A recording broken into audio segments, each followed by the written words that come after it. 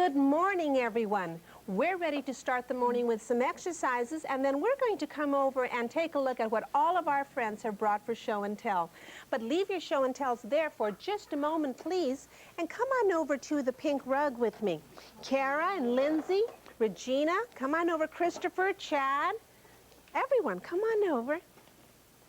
Let's all stand right next to each other. Leave your show and tells there. Yeah, and you can come on over. And Miss Music, we're going to come on over and stand right over here. We're going to come over and start by doing a bend and stretch exercise. Christopher, here you are, Chad. First, let's go try, come and stand right over here. Try and touch your toes with both of your hands. Lean over and try and touch your toes. Now reach up, up, up, up. Good. Look at Chad, as high as you can. Now pretend you're pulling yourself up on a rope. Pull yourself up on a rope. Good, Lindsay. And Brian knows how to do this. Now lean over again. And Christopher, this time stretch forward just as though you were an airplane. And pretend that you're flying through the sky. Flatten your backside if you can. Make your back into a table. And fly through the sky, Christopher. Good, Lindsay knows how to do that. And up again. And let's pull that rope one more time. These are arm exercises. Now I want you all, hands over your head, to lean way over to the tree as far as you can and lean way over to the desk. Paint a rainbow in the sky with your fingertips. Paint a rainbow, everybody. Back and forth. Just a giant paintbrush. Did you join in at home? I hope you did. Let's sound with everyone. Everyone sit down at desk.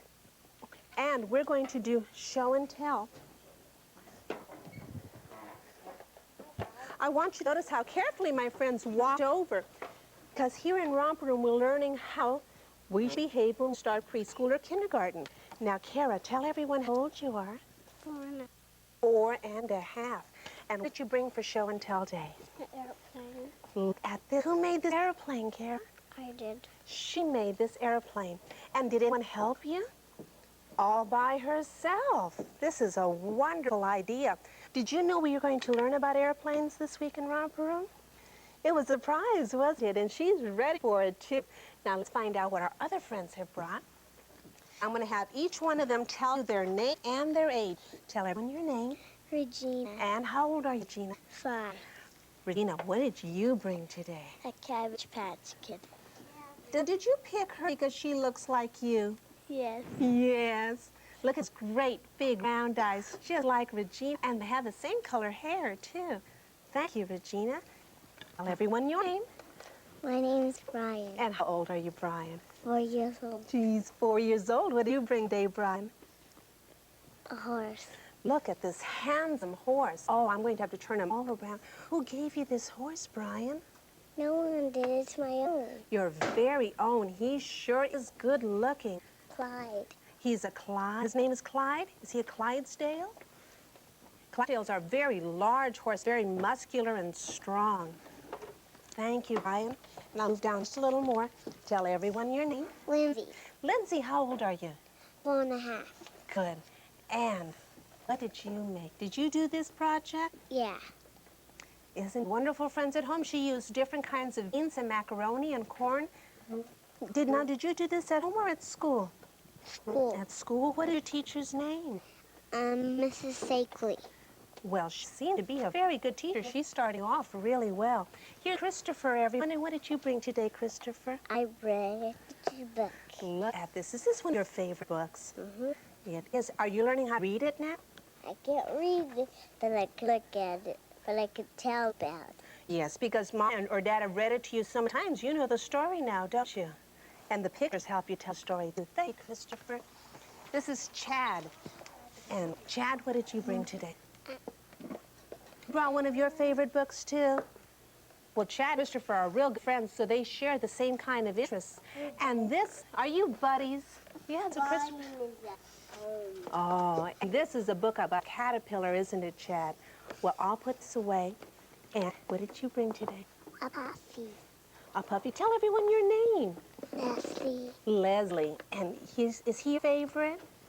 Look, this wonderful dragon. Our last tip Tell everyone your name. Gary, and what you bring today? An encyclopedia book.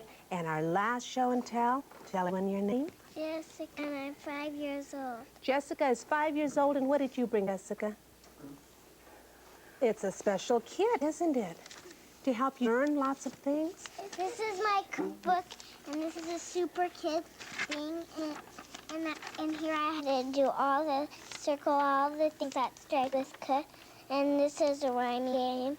My and goodness, I so circle much. everything there that starts with K, and I stoned the lines there, and I had to do this in order, like strawberry, vanilla, chocolate, and then I did this. Well, thank you. There are so many projects in this book. Jessica, you can put this away now. You know what? We have a friend. Oh, that's him. Everyone, wait there just a moment. Hello? Oh, there you are, Safety Chief. Hello. Oh, yes, we are learning about airplanes and flying this week in Romper Room. All right, hold on just a moment. Safety Chief wants me to remind you that even though we'll be learning about flying in airplanes, and we might even have a story about trying to learn how to fly, please don't ever put on a cape and try to fly by jumping off something real high like a fence or maybe your porch or even a tree or a roof, because we really can't fly without the help of an airplane. No matter how large your cape is, you'll fall down.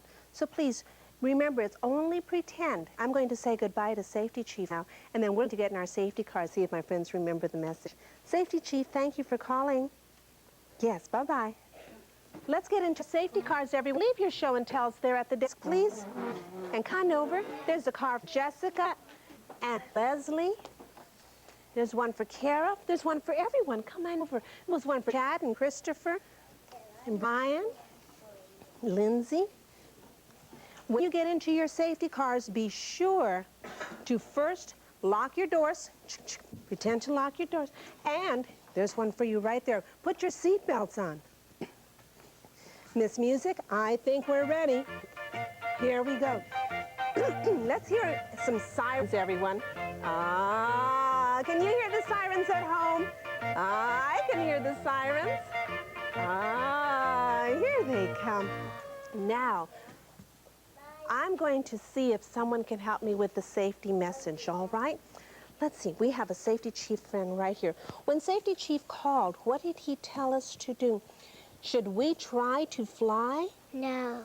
You know what might happen if you put a towel around your neck and try to jump off the porch? You might fall. That's right. How about if you have any other brothers or sisters or friends, will you tell them the same safety message? Yeah. Yes, don't try to fly. It's only pretend. We're going to go around one more time, everyone. Miss Music, here we go. Hear the sirens again. Can you hear them now, friends at home? I can hear Brian. We'll park our cars right here, and when we come back, we're going to make some paper airplanes together, and we're going to be talking about a city, county, a state.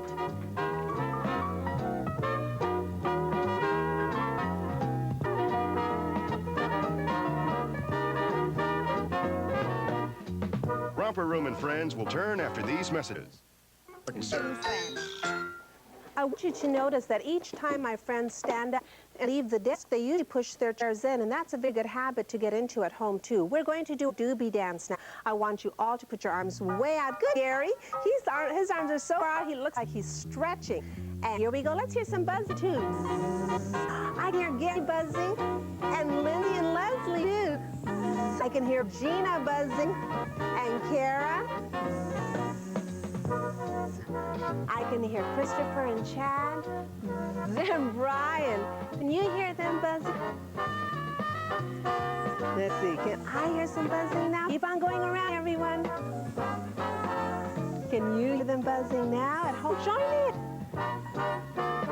Oh, the buzzing is getting quieter. Let's all come in for a landing. Let's all sit down on the floor for just a moment together. And each week we have a doobie message for you. And the doobie message this week is to be a safe traveler. And you know what's the best thing to do when you're in an automobile? How do you make it safe for yourself when you're in an automobile?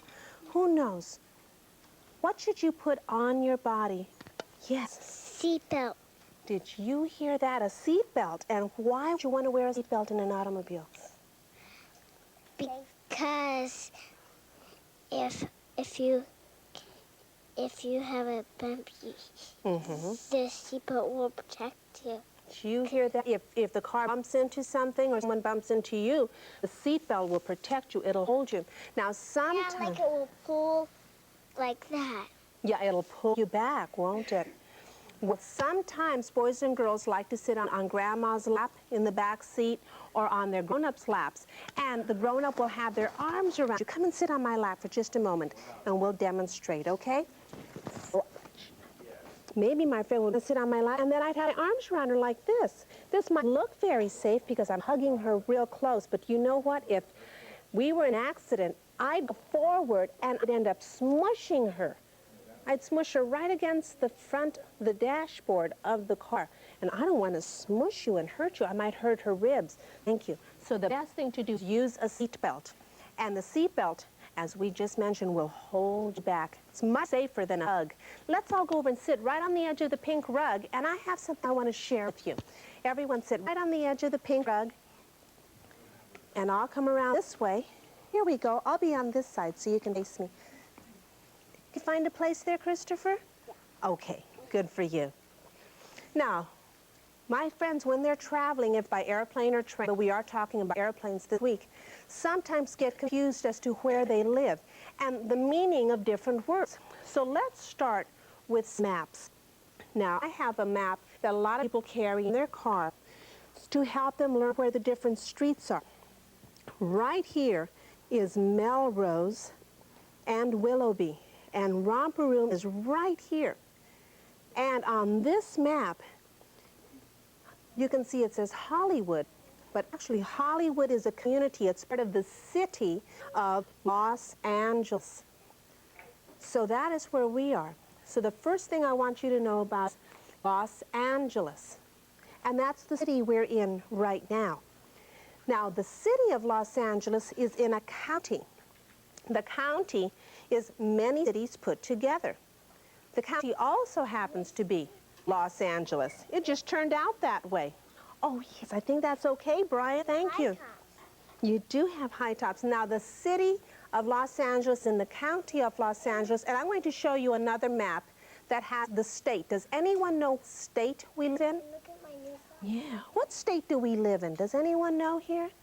Let's say it together. We live in the state of California. Can you see that? California. You can stay right here. Oh, I'll take care of that. And the state California is in a country. What country do we live in? Who knows?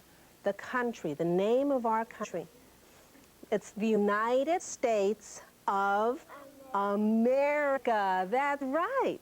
United States.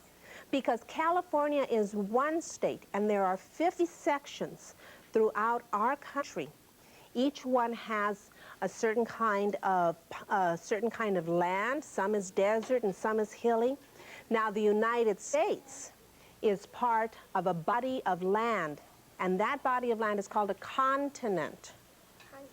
Can you say continent? Continent. And you know what the continent is? North what? America. North America. And that is part of the Americas. There is North America and South America, and we are in North America. Pulling back a little further, we see that our continent is part of our world. And what is our world called? What is the planet called? Does anybody know? It's called the Earth. Can you say that with me? Earth. So remember, here's Los Angeles, County of Los Angeles, State California, United States of America, North America, planet Earth. Thank you, everyone, for helping us with that lesson. And we're going to play one more game, and then we're going to learn about airplanes. When we come back, we'll find out how to make a paper airplane together. Who makes paper airplanes here? Who's made a paper airplane before? Have you, Chad? Oh, good. Romper Room and friends will return after these messages. Out paper right now, and we're going to talk about what keeps an airplane up in the sky. Now, the first thing I want to mention is that we are using recycled paper. Did your straw slide down? Oh, go ahead and get your straw. Yeah, can you pick it up? Oh, I'll get another one for you. We've passed out, just a second, Brian, we've passed out straws to all of our friends. And I want you to hold on to your straws, and I'm also cutting from stiff paper, and it's also recycled paper, 2 strips that I'm going to give each of my friends, and I'll show you what we're going to use with these. It's going to explain why an airplane is designed the way it is. Now, if you know how to fold a paper airplane, if you have your own design, there you go. You can start by doing that now. If not, let me show you how to do it, okay? What I want you to do, oh, we'll do that one in just a moment. Take your pink paper and fold it right down the middle so that it looks like this. Okay, that's good. Everyone make a fold right down the middle, Chad, of your paper, just like that. I have no paper. Oh, here's one for you.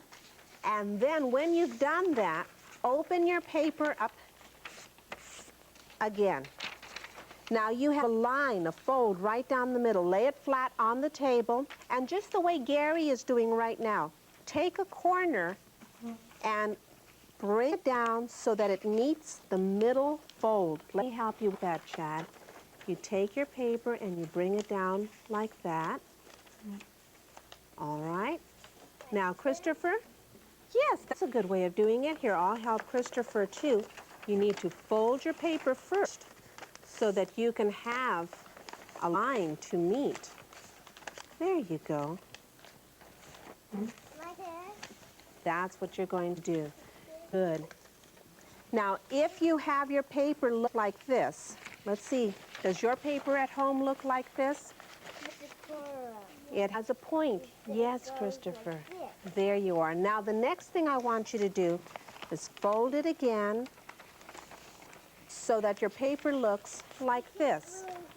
I'll help you in just a moment. I couldn't do that. And then, here, I'll just continue with mine, and we'll go on doing our straws, okay? We're going to fold some wings in, and this paper airplane might fly all right, but there's 2 things wrong with this design.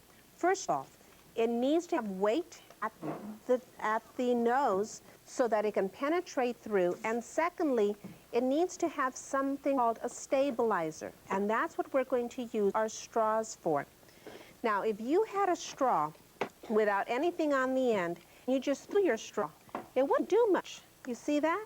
But if you take your straw and put a piece of paper just like this on one side, fold it, put another piece of paper on the other, and all of my friends have that, you have made a stabilizer, just like feathers on an arrow. And if you were to throw this, it would spin through the air, and it wouldn't just tumble. So practice this at home, and we're going to play with our exercise balls. I want everyone to take these home with them, all right, and practice that.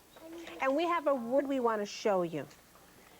If you go to an airline terminal, I have no straw. I'll get one for you too. You might see a ramp that luggage goes down. And this is what the word looks like, ramp. So the next time you see a luggage ramp, let Mom or Dad know that on Romper Room they learned that word. We'll be back in just a moment with our magic mirror. We're going to play with our exercise balls right now. Come over, everybody.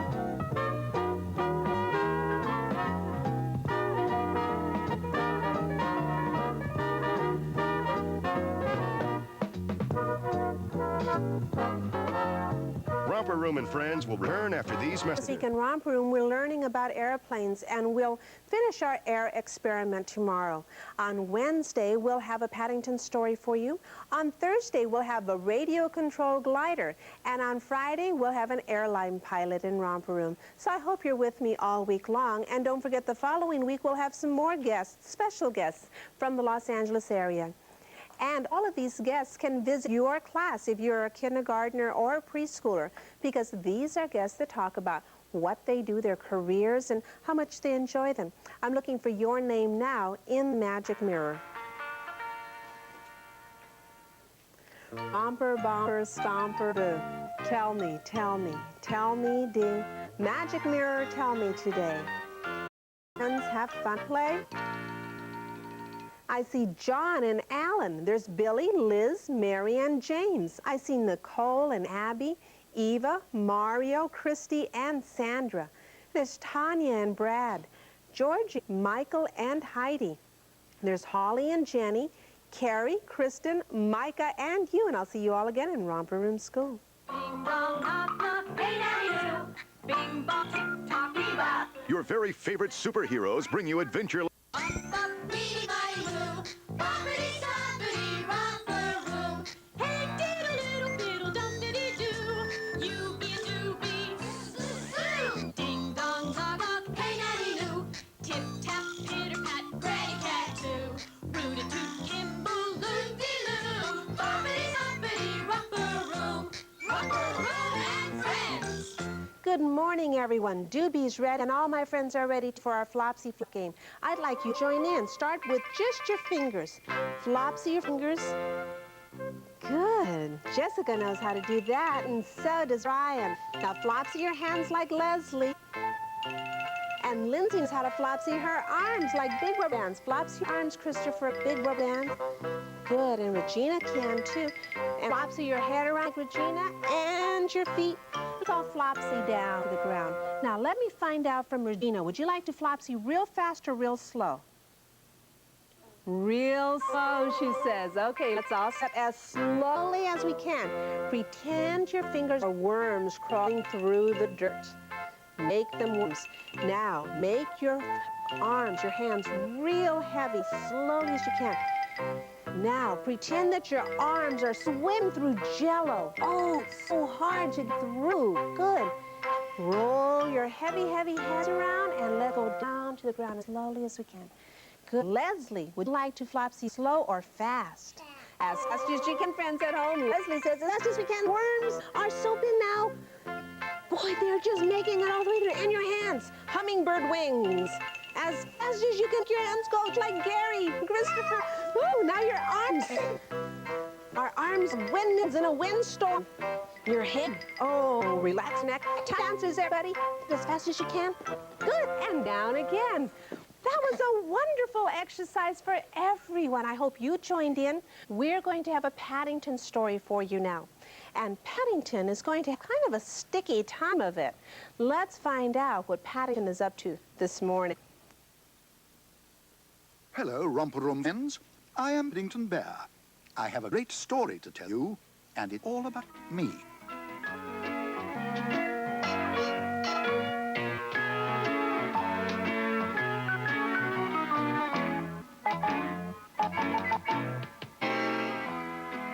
Paddington was in a mess, and for once, it wasn't entirely his fault. The person mostly to blame was a lady called Granny Green. Granny Green wrote cookery articles for one of Mrs. Brown's magazines, and it was her recipe for oldie-fashioned butter toffee that was really the cause of Paddington's downfall. If it hadn't appeared the very day Mrs. Brown and Mrs. Bird were out shopping, Paddington might not have been quite so tempted to have a go himself. He tried adding some more ingredients for good measure, but for once, luck didn't seem to be on his side. When he went to stir it, he found the toffee had already set hard.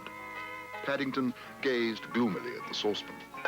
All Granny Green's saucepans were bright as a new pin. There was certainly no mention of any of them having spoons stuck inside them. Nor, for that matter, were her kitchen windows all steamed up.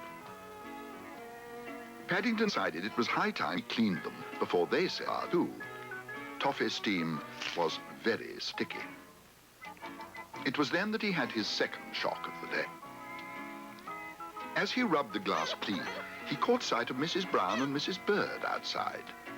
They appeared trying to say something, but he didn't stop to see what it was. Instead, he sat down and waited for the storm to break. What on earth's been going on? Cried Mrs. Bird. I've been trying my paw at toffee making, said Paddington, sad. I thought it would be a surprise.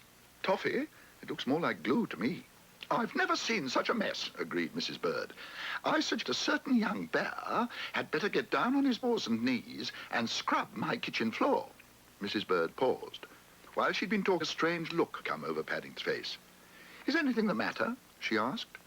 I'm not sure, Mrs. Bird, gasped Paddington. I've got a bit of a pain in my stomach, and I can't put my legs out straight. You haven't been eating this stuff, have you? Well, I did test it once or twice, Mrs. Brown, groaned Paddington. I shan't now. Gracious me, no wonder you've got a pen. It's probably set in a hard lump inside. I'll call an ambulance. Well, Paddington isn't the only one that enjoys cooking in the kitchen, but he may be the only one that's having a sticky time. We'll have to find out what his problem is in a little while. Leslie was telling me that she's been busy in the kitchen, too. Leslie, what have you been making in the kitchen? A strawberry pie. A strawberry pie? How do you make a strawberry pie? What do you have to do with the strawberries? Put it in the crust. You put it in the crust, and then what do you do next? Do you have to coat them with anything? No, you put them in the refrigerator. And then you let it cool off, and there you have it, right? Oh, that is wonderful. And tell everyone how old you are? 4. 4 years old, and she's already helping Mom. Oh, well, 4 and a half. That's what makes the difference. When we come back, we're going to find out about Paddington, and we're going to do some air experiments today, too.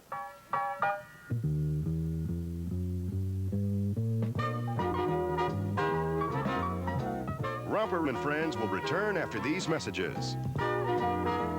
This week, we've been learning about airplanes. And yesterday, we started an experiment. I wanted to show you that an airplane is designed with very specific ideas in mind. Now, if you had just a straw like this and threw it through the air, it would just tumble.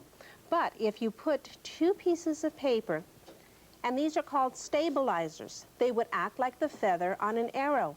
And that will help it glide through the air, and it will fly much, much better. But of course, when you do that, be sure that there's no one in front of you so they won't poke anyone in the eye. Right, everybody? Okay, right. Now, we'll put this one down. That's part of our experiment. Another thing I want to show you is something called lift. The reason an airplane stays up is that it is balanced. Now, here it is. I have a box of tissues, and I'm going to ask my friend here to help me with this experiment. I'm going to hold the tissues like this. Now, I want you to just use your finger and right through the middle, poke a hole through the middle with your finger.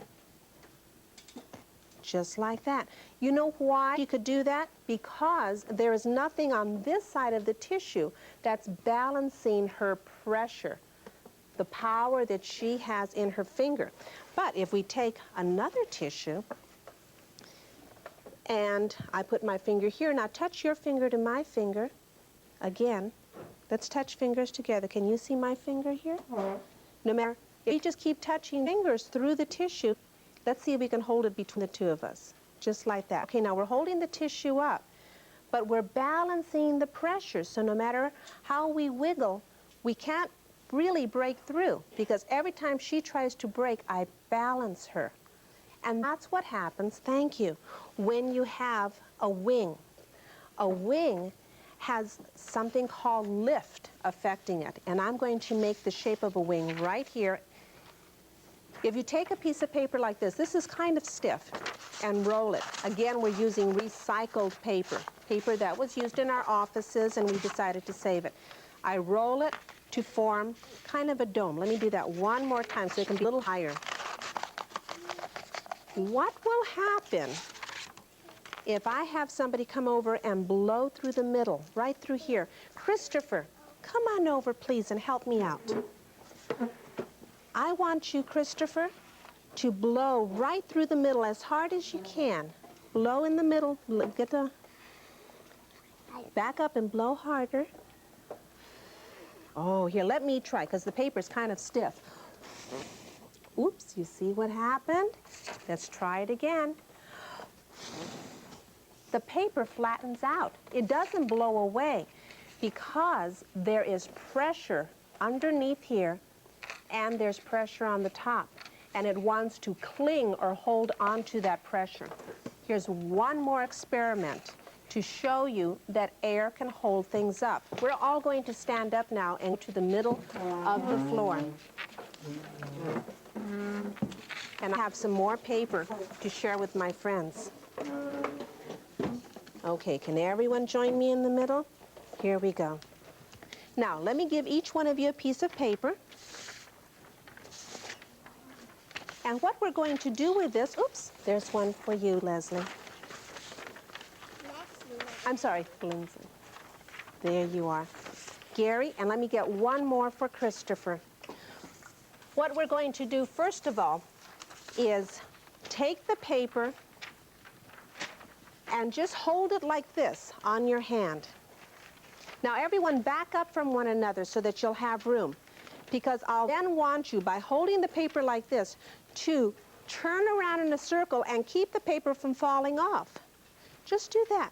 Can you keep the paper from falling off your hand by just moving your hand through the air? If you want to stand in place and try that. Just hold it with your hand open and move through the air. Good. I can do it. That means the air is keeping the paper on. Now, here's another thing you can do. Take your paper and just hold it like this at home, friends, and let it fall. And watch how it'll wave back and forth. You see that? It goes everywhere. But if we reduce the surface, crumble it up, we reduce the surface, we make the surface that the air is pressing against smaller by crumbling it up and then let it fall, it'll go straight down. Airplane designers try to remember surface, air pressure, and movement. And we're going to do some movement right now, too. Here's our last experiment. You see this piece of paper? There's something called the Bornelli effect. If I blow on the top, the bottom will come straight up. Watch this.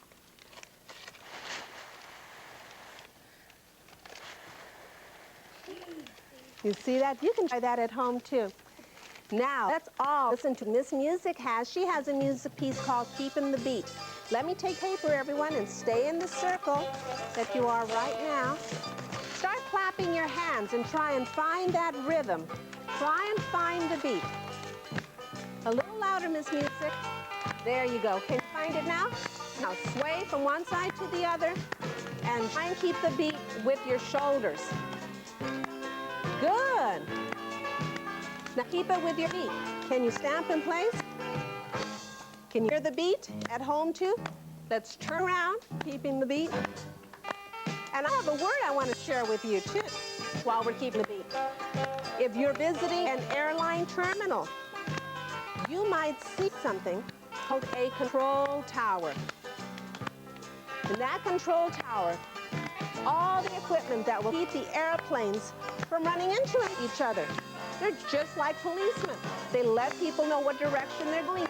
Okay, now, this time I want you to hop to the beat. And turn in a circle as you hop. Good for you. Good, everybody. One more time. Now, march in place. Can you keep the beat? And let's all walk in a circle. Marching in place. Let's keep going this way. Right around. Follow me, everybody. Brian, come on over. Good. And you can hop to the beat. Look at that. Somebody can hop on one foot to the beat. And you can switch from one foot to the other. When we come back, we'll learn more together in Romper Room.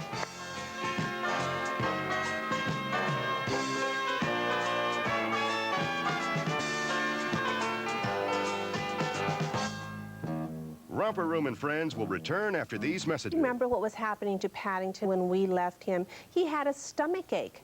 He couldn't pull his feet out in front of him. Something was hurting him. He's going to the hospital to find out what it is. Said Miss Bird grimly, have emergencies the same as anyone else. I shall dial 999. Oh, groaned Paddington. Couldn't you dial 111 instead, Mrs. Bird? It would be a lot quicker.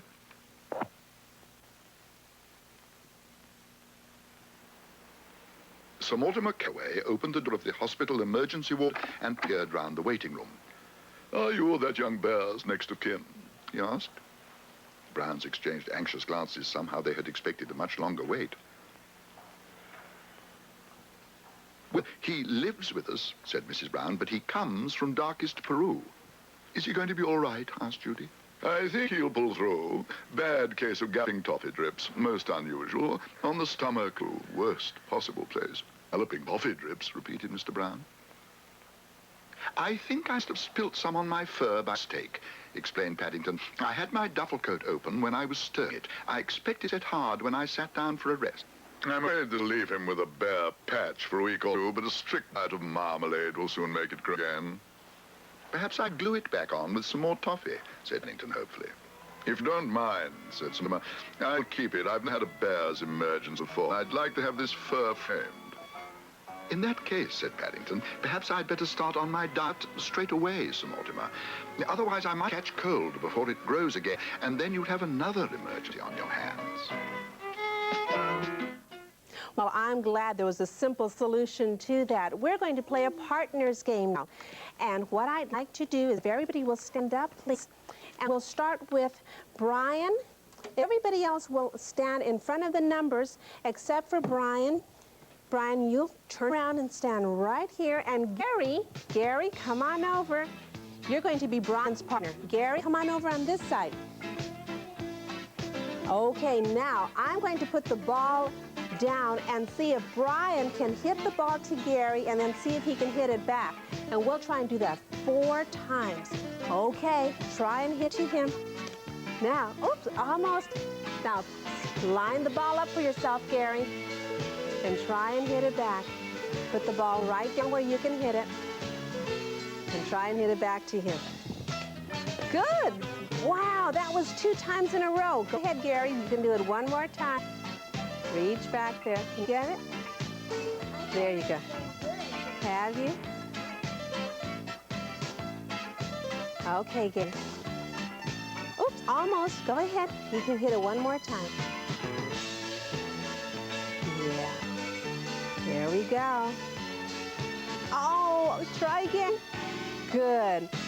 And Gary, one more back. Okay, now if you'll give your stick to Christopher, and Gary, if you'll give yours to Chad right here. So Christopher and Chad, if each of you take a stick and come on over, it's your turn, and both boys can stand against the numbers. Gary and Brian. Chad, come on over on this side. Are you both headed? Okay, I'll start it over here. See if you can hit it right over to your partner. Have him hit it back. Go on and get it. Here, he's coming back. All right, put down and try it again. Good. Oh, almost. Go get it, Christopher. It went right past you. He's going to hit it from there? Oh, pretty good try. Okay, Dad. And one more time for Chad and Christopher. Put it down, Chad, and try and hit it to Christopher. Oops, almost. Try again. There you go. And this time they both connected. Okay, let me have the hockey sticks. Thank you. May I have the balls, Chad? And we've got some partners here. Okay, there you go, Regina. If you both go forward, one over there, one over here. Okay, ready? Regina's ready. Go ahead, try and knock it over. Very good. She did make it. Oops, be careful, boys. Don't lean against the back. Very good. And you can hit it right in there if you want, or take it back.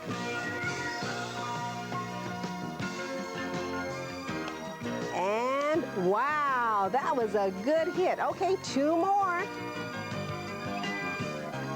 Okay, bring it over.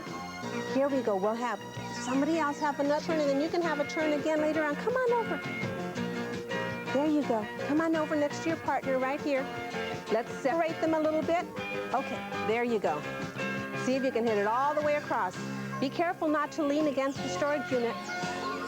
Don't lean back on it because it'll slide back. She's trying to do it one-handed. Can you get it all the way over? Oh, it's hard when you just use one hand. Go ahead. Oh. Sometimes you need a little help. That's true. She's going to try to sweep it over. There you go. Good. And once again back. Very nice. And our last trier is Jessica. Jessica, would you get the yellow one? You and I will do it. And then I want to show my friends another game that they can play at home. Here we go. Ready, Jessica? Can you hit it too? Or hit it back? There we go. Good. Let me have that back, Jessica. Does anybody know how to juggle some scarves? We have scarves here. Stand up, everyone, and let's see if I have enough for all of you. If we can just put this to one side. Whoops, here it goes. If everybody will take a scarf and find a place in the pink rug, away from everybody else, we'll see if you can throw the scarf in the air and try and catch it on your head. There we go. Whoops, we'll find a few more. Now this will be a partner's game too, because Christopher, see if, come on over with Brian. Brian, throw it in the air and see if Christopher can catch it on his head. And Regina, throw it in the air and let Dad catch it on his head. And Gary, here's one for you. We'll come back asking for your name in the magic mirror.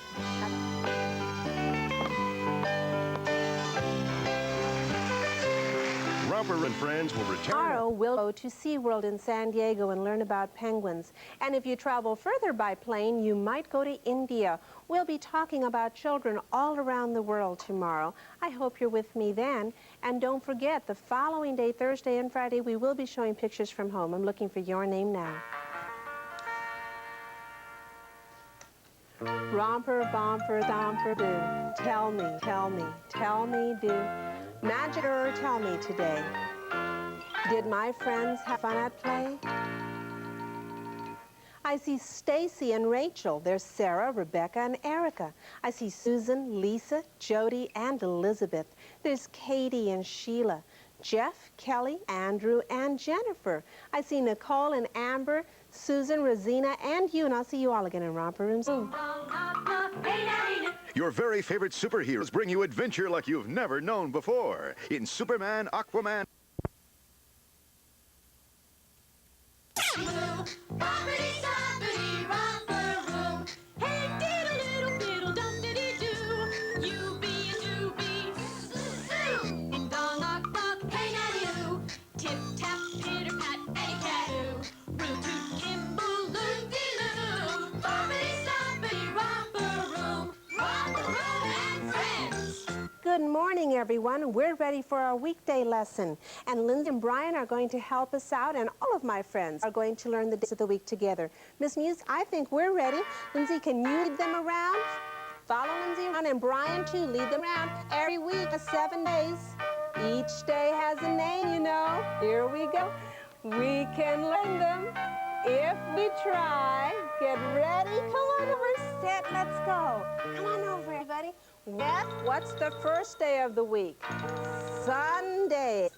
Can Monday jump next to her? And right behind her, Tuesday and Wednesday and Thursday and Friday and Saturday. Good, let's try that one more time, and this time we're going to jump side by side. And we'll have to march around a little faster. Lindsay, can you lead them around a little faster? Every week has 7 days. Go ahead, Lindsay. Lead them around, and each day has a name, you know. Keep on going. We can learn them if we try. Come over quickly. Ready, set, let's go with Sunday. Jump forward. Monday. Good. Tuesday.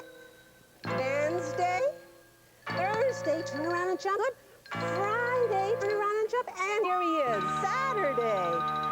Yay, you did it. Great. May I have these, everyone, please? And we're going to do our Pledge of Allegiance now, too. If there are any brothers and sisters who would like to join in, now's a good time for that. Okay. And I'm going to need an older brother to hold the microphone. And if all the older sisters can come and stand right back here so we can use your voices. We do the same one. That's right. Now, Chad, would you hold the flag for us, please? Gary, move back just a little bit. There we go. And Chad, come on over here so everybody can see you too. Right hand over your heart, everyone. I think they're all ready. Let's see if they say the pledge together. Ready? Begin. I pledge allegiance to the flag of the United States of America and to the republic for which it stands, one nation, under God, indivisible, with liberty and justice for all. Thank you very much, Chad. And all of my friends coming now. Before the older brothers and sisters go back, let's get them names. What is your name? Caleb. And Caleb, whose brother are you? Kara's. Kara's right here. Your name? Laura. And Laura, you're whose sister or visitor? Lindsay's. Lindsay's. Your name? Vicky. Vicky. And whose family are you with? Gina. Regina and? Laura. And Laura is a Romper Room graduate. And where's your sister? Right there, Lindsay.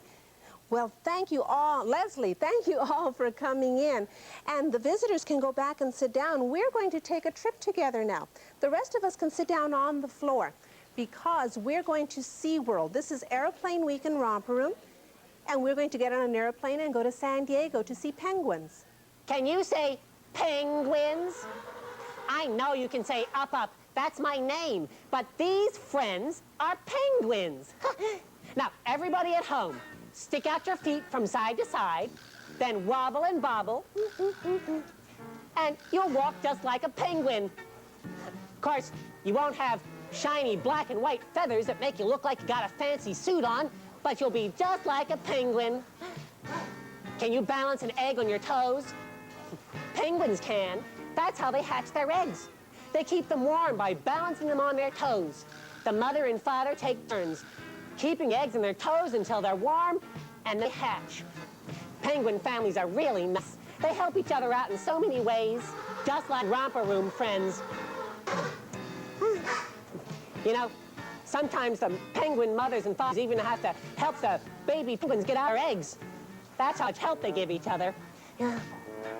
When penguins go out someplace, they always have to walk or swim.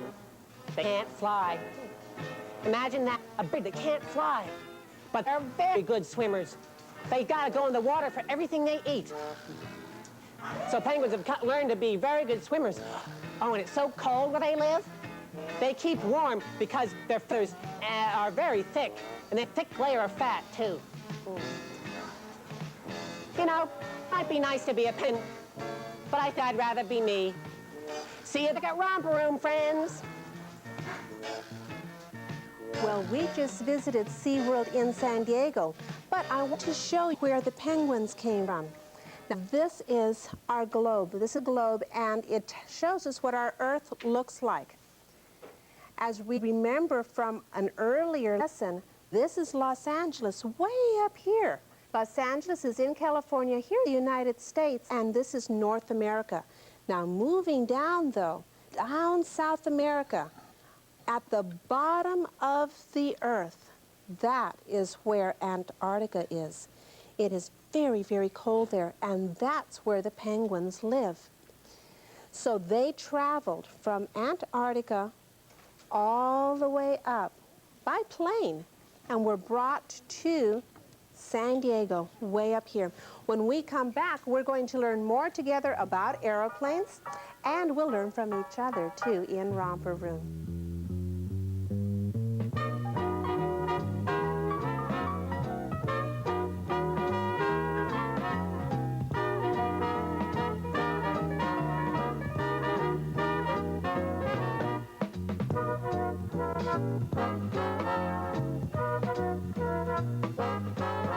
At home, we have a story for you. And since we're learning about airplanes, the story is called Why Can't I Fly? It's a Scholastic Services book by Rita Golden Gelman. Now this Minnie, and she says, I can run, I can jump up so high. You see her? I can swing, I can climb to the sky. But somebody tell me, please, why can't I, what is fly? That's what she wants to do, Jessica. And who's her first friend? Who's the first one right here on this page? What kind of animal is that? Yes, Jessica. A bluebird? Yeah, a bluebird, that's right. So the bluebird hears Minnie and says, let me turn it. Let me see, let me think. I know why. It's those things on your feet. Those feet things can't fly. Take them off, then climb way up high. Without things on your feet, I'm sure you will fly. And then the bluebird says, goodbye. Let's all say that together. Goodbye. Good. We'll tell the story together now. Now, Minnie climbed in her feet. She climbed to the top and she said, let's say this together. I can fly. I can fly. I can, what happened? Flop. She flopped down. Now, who's her next friend? What kind of bird is it? A yellow bird. What kind of bird is that called? A yellow bird. A canary? Yeah, a canary. Oh no, what a mess. That's not right. That's all wrong. You don't fly with your feet. You fly with a song. I sing all the time. I sing low, I sing high. Go back up and sing, because songs make you fly. And then the canary said what? Goodbye. That's right. So up Minnie went, and she sang from the top, I can fly. Let's say it together. I can fly. I can flop. Now, who's her next friend? Ladybug, yes. No, that's not right. Can't you tell? Can't you see? If you want to fly, you need spots, just like me. Let me spot you with red, let me spot you with black. On your tail, on your head, on your ears, on your back. Now you are spotted. You can sail through the sky. No worry at all, because spots make you fly. And then the ladybug said what? Goodbye. Yeah. And so with her spots, Minnie climbed to the top and she said, I can fly. I can fly. I can. What did she do? Flop. That's right. Who's her next friend? A duck. The duck was watching Minnie. Oh, no, no, no. That's not how you do it. It's feathers you need. Yes, that's all there is to it. Let me glue you all up, then before you get dry, just roll in those feathers, and then you can fly. And then the duck said, goodbye. So she rolled in the feathers and she climbed to the top and she said what? Let's all say it together. I can fly. I can fly. I can, what do you think happened? Flop. Yes, poor Minnie. Now, who is her next friend? Butterfly. A butterfly. It isn't your feet and it isn't the song. It isn't the feathers. Oh no, they are wrong. And it isn't those red and black things. If you want to fly, you have to have wings. Good for you. We will make some right now. We can if we try. And when you have wings, I'm sure you'll fly. And he said, goodbye. So she put on her wings and she went to the top and she said, what? I can fly. I can fly. I can flop. Poor Minnie. And now all of her friends are watching her. And they've got an idea. Let's watch and see what they do. It's no use, I give up. I won't fly, I will climb. You will fly. Go up in that tree one more time. All right, Minnie said, but it's my last try. And she said, I can fly. I can fly. I can. Look what happened. What did her friends do to help her feel like she was flying? Who knows? What did they do? Yes, Jessica. They caught her. They caught her in a blanket. That's right, Jessica. Well, you know what? That's our story. Why can't I fly? But I want to remind you the Safety Chief message that when you're pretending to fly, it's a good idea not to climb up real high. Just remember that you are pretending, and no matter how big your cape is, it won't hold you up, all right? Now, we're going to do a couple of more things. We have another trip that we're going to take. This time we're going back to SeaWorld again, And we're going to look at an underwater diver and see him move through the water. Kimball here at SeaWorld in Florida. You see that lady in the tank behind me? She's called a scuba diver. Scuba diver.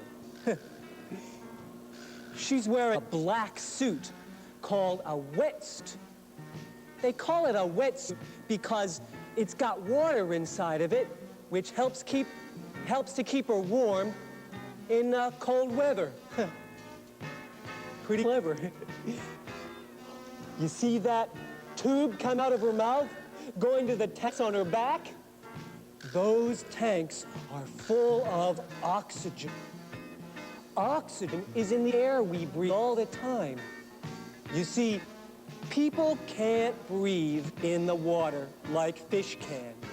So when people go underwater like that, they have to wear those tanks. That's how they breathe. On her feet, she's got funny big flappy things. They're called flippers. Flippers. The flippers help her to swim, just like flippers help a to swim.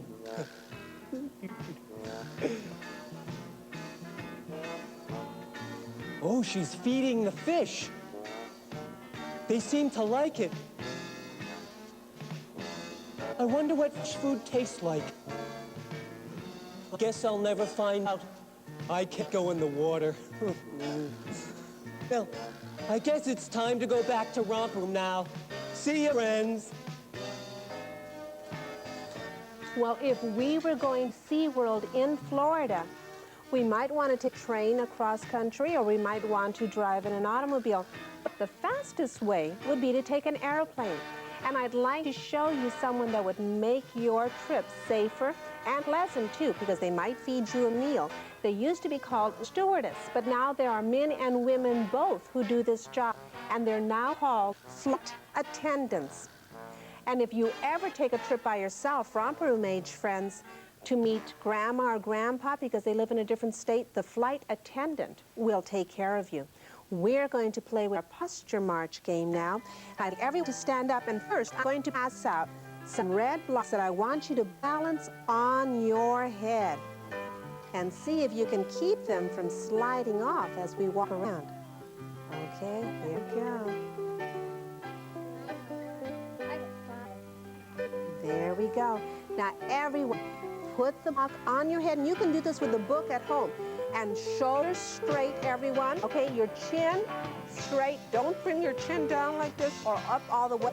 Just very nice. And let's walk around and try to keep the tile from sliding off our head. Don't touch it with your hands. Try and keep your head very still as you walk around. All right? Keep walking around, concentrating on keeping that tile from sliding off your head. Very good, everybody. Notice those concentrated looks. Everyone is really thinking about what they're doing. They're paying very close attention. Uh-oh, put up right and put it on top again. Now, if you think that you can keep it on your head pretty well, let's play an elevator game. We'll make sure that tile is on your head, balance well. Okay, we're going down to the basement. Let's all go down to the basement and up to the top floor again without touching them. We'll be back in just a moment with more fun in Romper Room.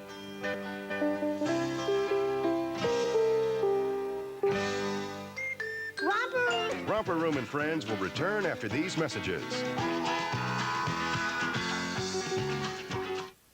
We've got to move our inventory. Our huge floor stock must go. Tomorrow in Romper Room, we'll have a radio-controlled glider, and we'll learn more about stabilizers, ailerons, rudders, and what keeps an airplane from falling. So I hope you're with me then. And we'll also have some of your pictures from home. I'm looking for your name now in the magic mirror. Romper, bomber, stomper, do. Tell me, do. Magic mirror, tell me today. Did my friends have fun that day? I see Rosina and Karen. There's Kara, Christopher, and Melanie. Carolyn, there's Big Al and Laura, Nikki, Trevor, Kaylee, and Kaylin. I see Cindy, Robbie, Alexander, and Andrea.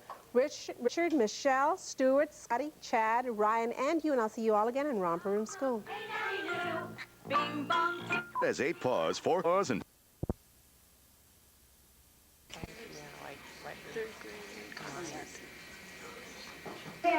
I would like to welcome you to the third grade concert. We will also be including Miss Newman's second graders in this performance today. Our first song with the calypso beat is Mama Paquita.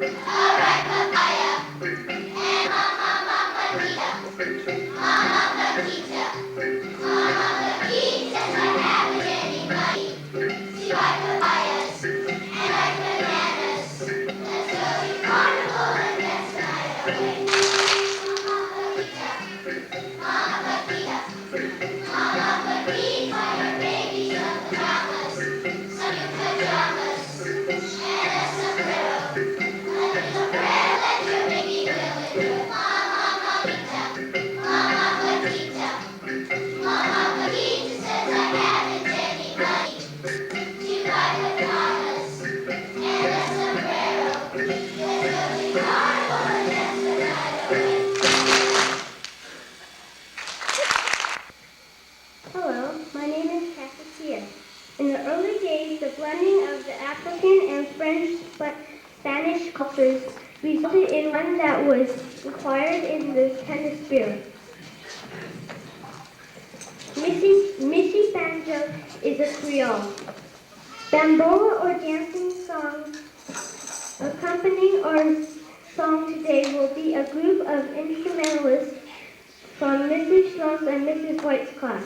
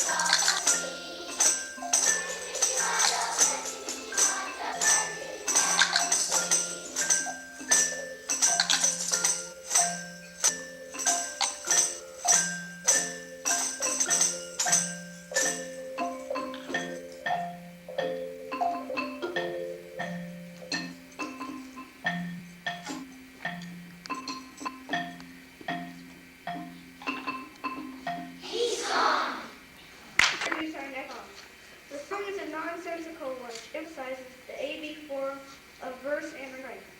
We will sing for you, but that came back.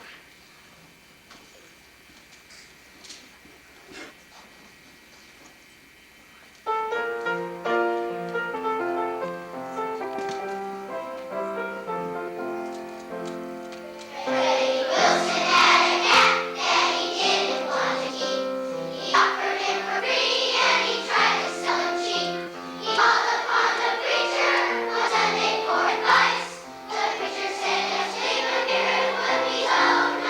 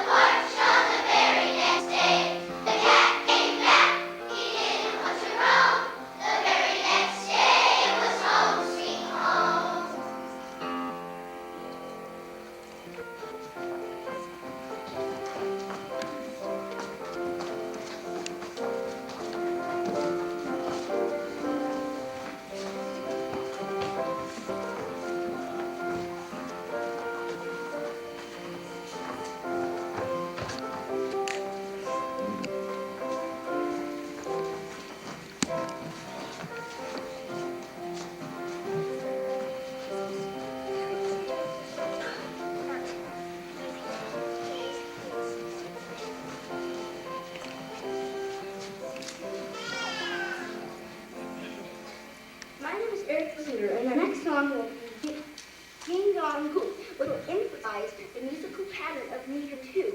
We will demonstrate this meter in 2 by a dance which will be performed by Miss Newman's and Mrs. Houston's class. Please note that throughout the song you can identify a pattern of two.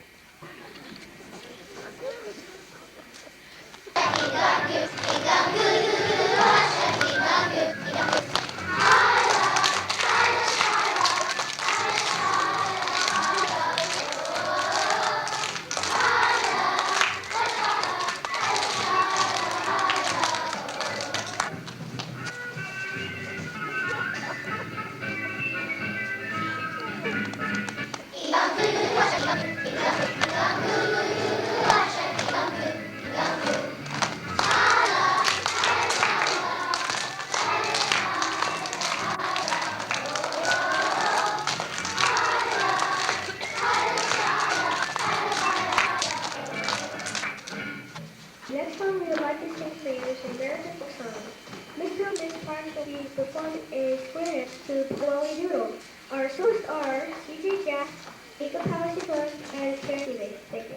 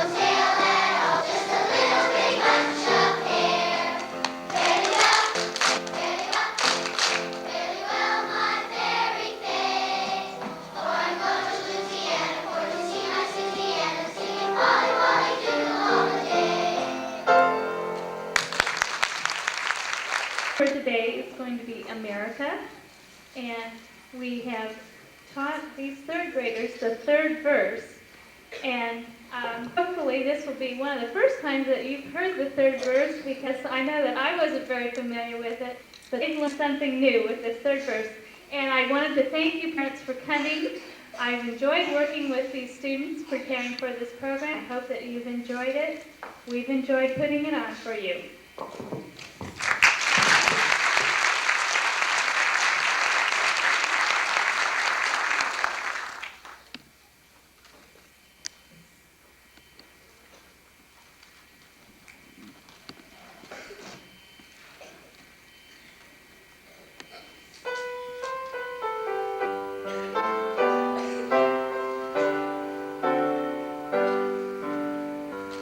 Our country is a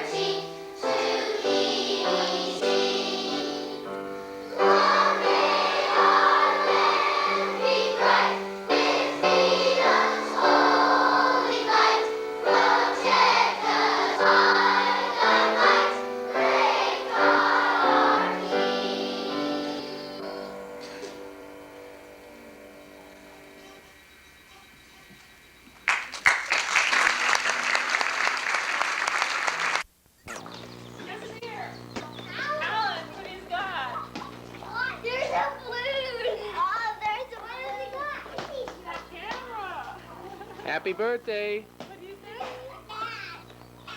It's a bunny. Hi. What time should I come up? 4. What? It's 2, 4 o'clock. Oh. Oh, can't. Don't get on there, Kara. There. Oh, God.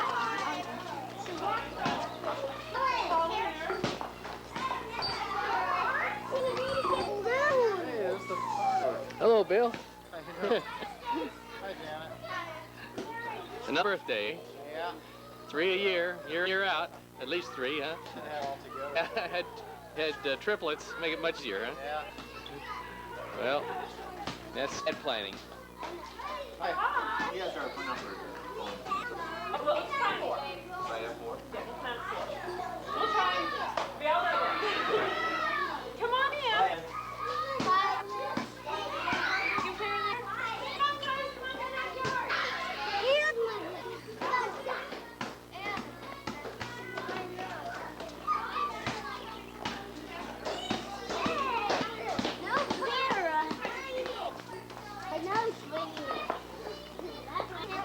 Yeah, put your right foot. I'll give you a room. Whoa, almost got the cameraman.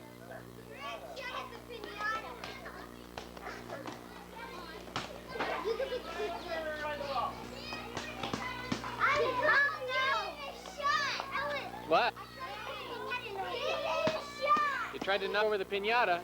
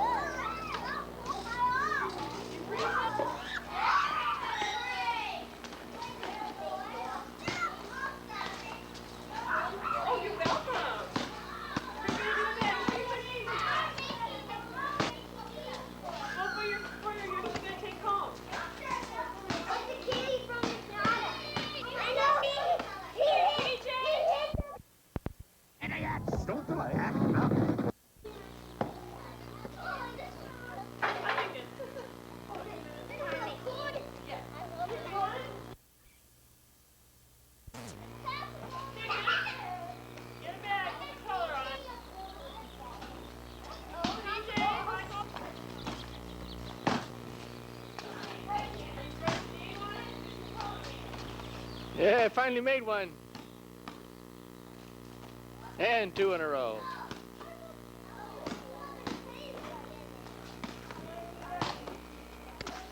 Presents.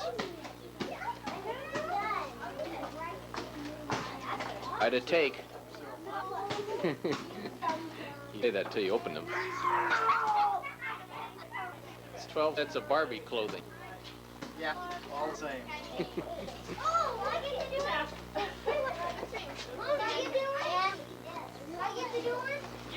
Well, looks like the party room's ready for party. Yeah, had to bring it indoors. Yeah, yeah, not party weather. No, typical spring weather in Southern California. And here and take the party food. Oh, we got cones, tasty-looking cones. We got a big platter full of cookies. Number 6 cookies. Number 6. Oh, no, number 6. I get it. You're not shooting upside down, are you? She's not 9 this year. She's 6. Well, not close enough. Okay, Diana yeah. cover? Okay, sure enough. She's number 66. 666. Is there a birthday cake or? No, oh. she already had a birthday cake. Oh, okay. Oh, yeah, this is number now 2. Well, she's having cupcakes. They're in the freezer. They're Somebody at the door? Let's see who's at the door. Oh, Rick's at the door. Hi. Hi. Come on in. The party's here. The party's going on. All right. Well, More we need to pick him up about 6:30. Oh, okay. That'll be fine. See you later. Bye-bye. Have a good time. Uh-huh. Party's out back. Keep going, Kurt. Oh. This way. This way.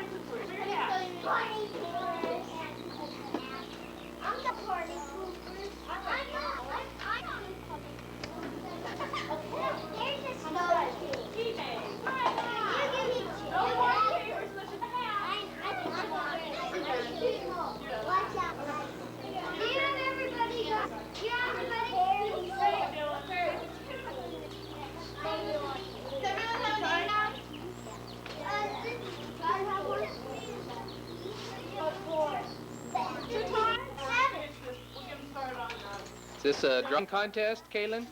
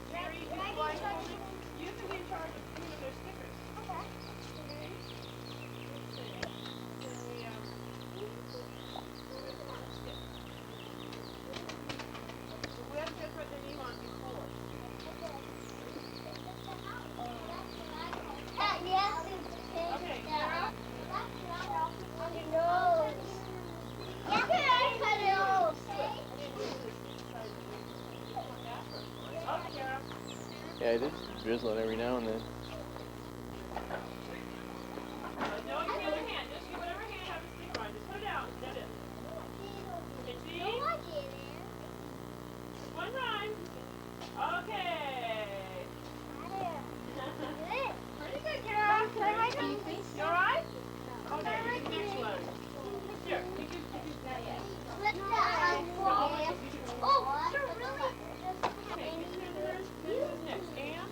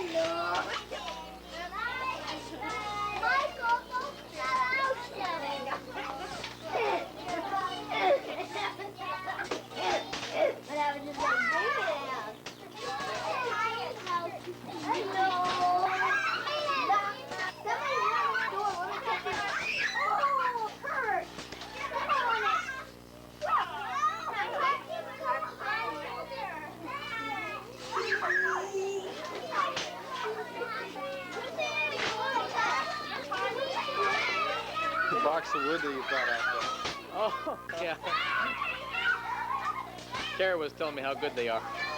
She told me.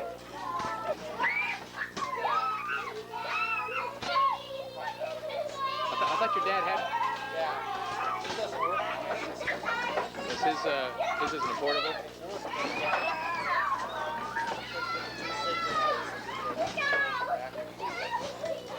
Oh, you mean you couldn't? It has controls on the camera.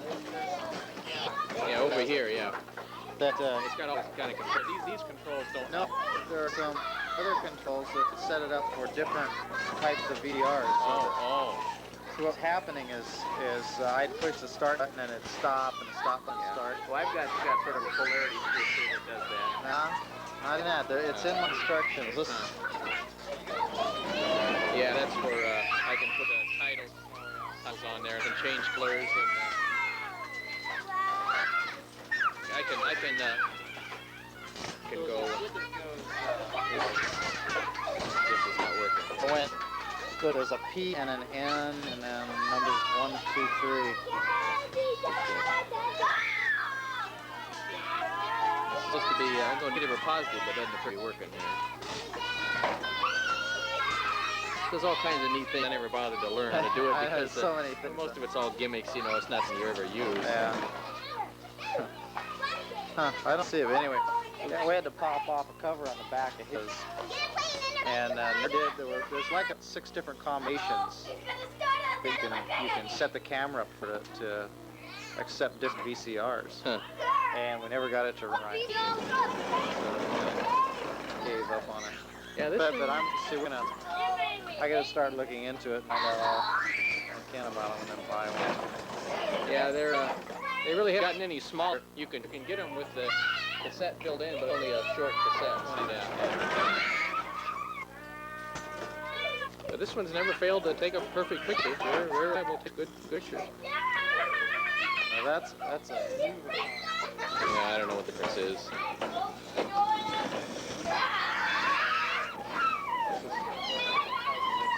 Yeah. This is supposed to do all kinds of things. I can't do anything right now. I hope it's in a normal. I don't know what to get here. I better quit messing with it and screw something up.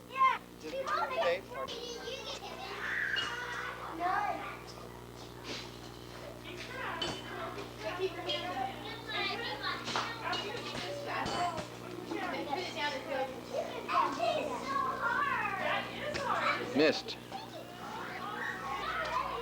Good help, Dale. Oh, there's a bullseye. Kara. Come over. Bring her in here.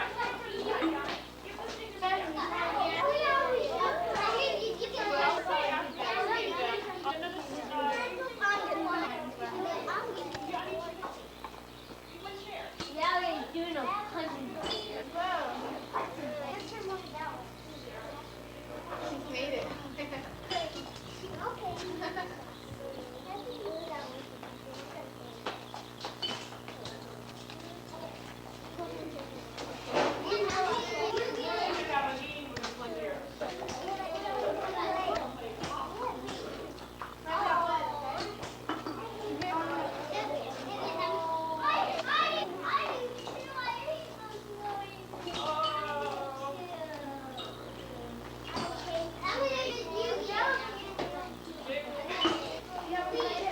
Well, you got the pinata in the shelter anyway.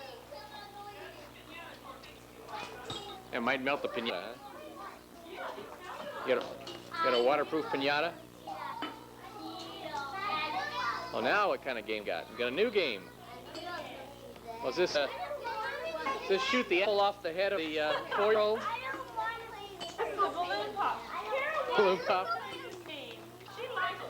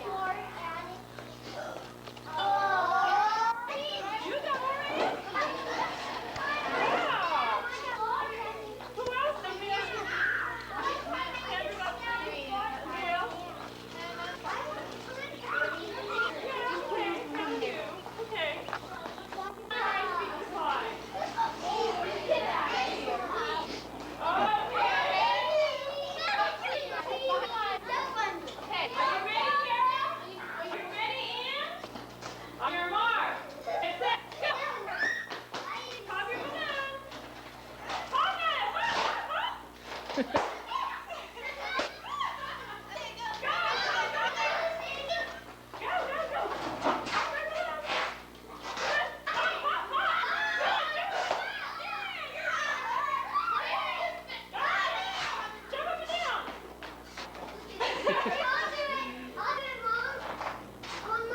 that's cheating. That's cheating, Kaylin.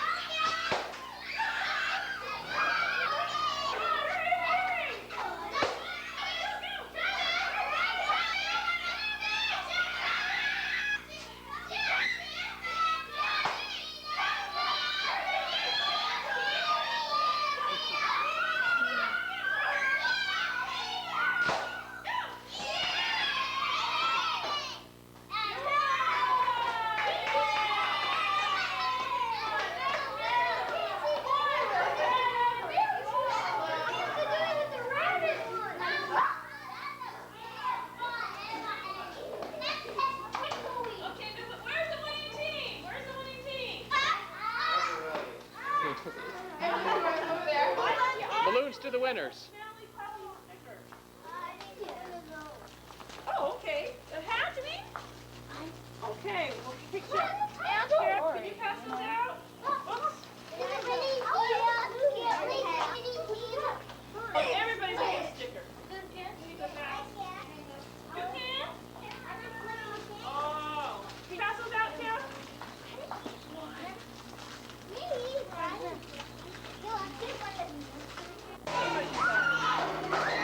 Nope.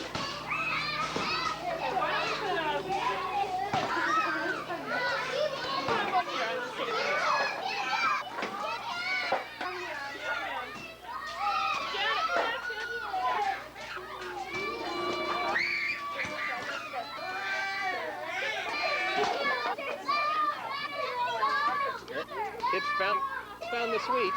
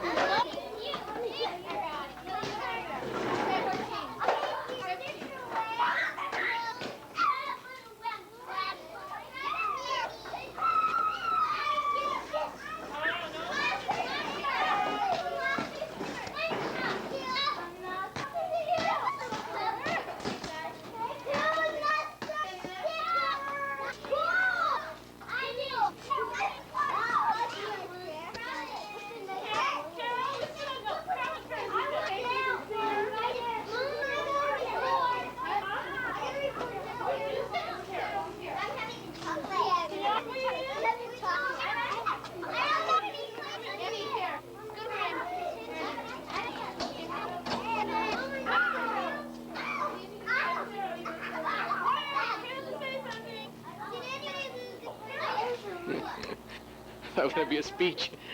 Did anybody lose a bracelet? Oh, okay. I'll light the match. Kaylin.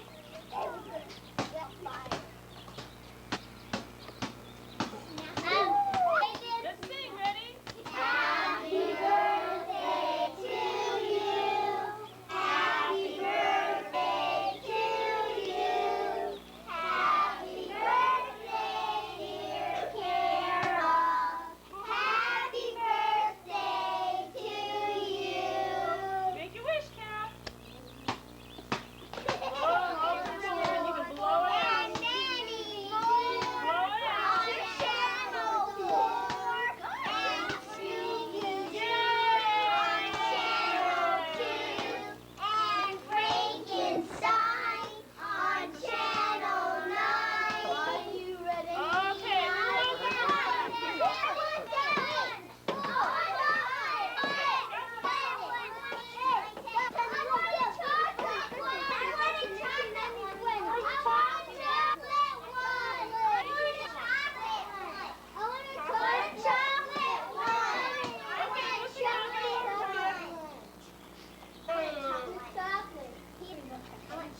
Chocolate. Chocolate. Who wants the chocolate?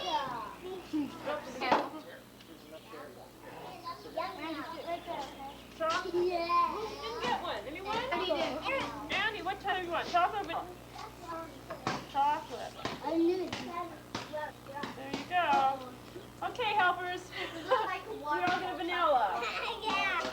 You have the chocolate, you have the vanilla. I already got it. Okay. No, little people running. Photographer! I was promised a chocolate. Okay, I'll fix you up later. I got a few extra. Overpower one of the kids.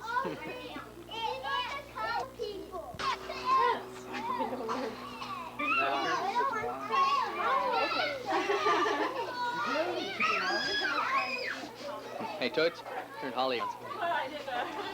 Holly.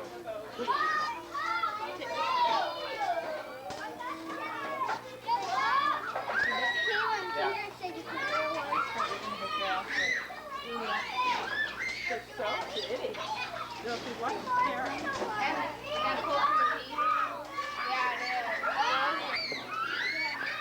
We even set up the presents.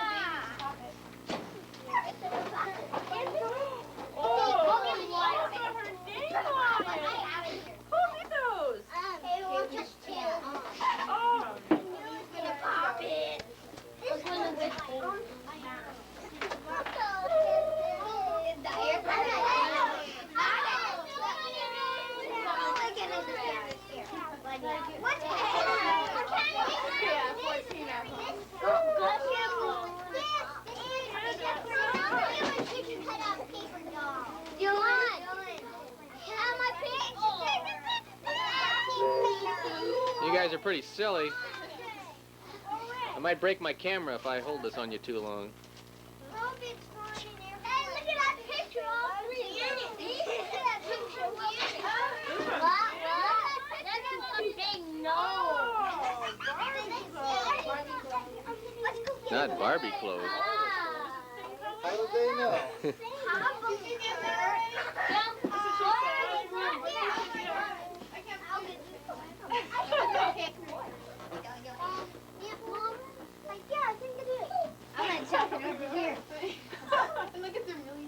Oh, I know. Oh, wow. No, Tony is tied enough. No, Tony is tied enough. Put it back.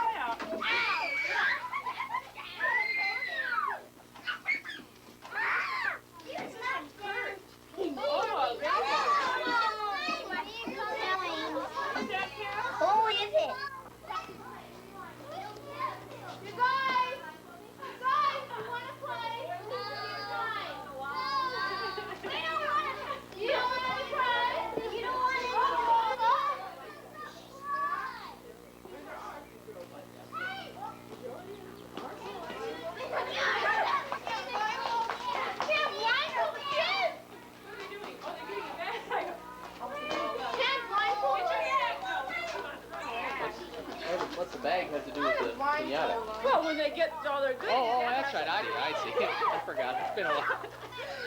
It's been a while. Get your bags. Get your bags.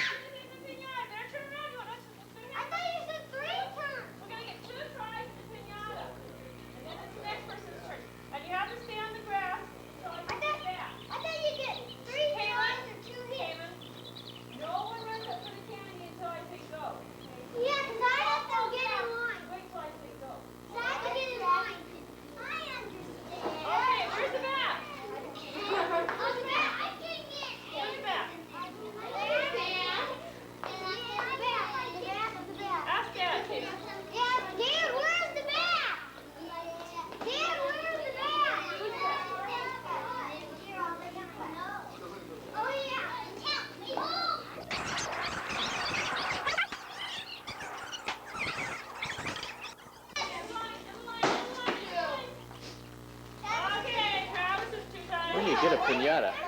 You buy these things? Yeah. Full of candy already? Or you load your own candy in it? Oh, I have to load your own candy.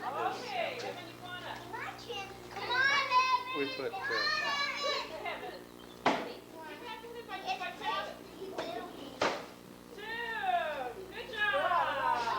We loaded this one with pills. Good. All different types. Yeah, fine. Yeah.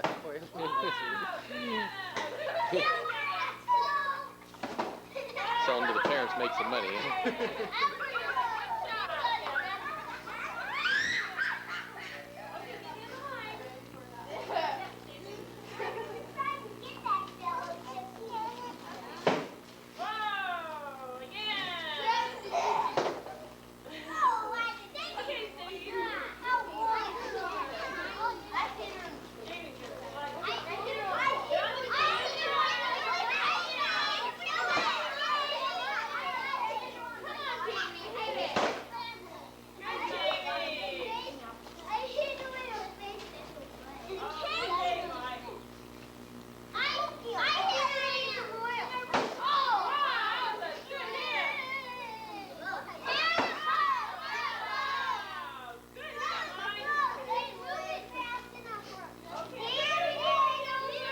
Yeah, you gotta go to the bathroom, huh?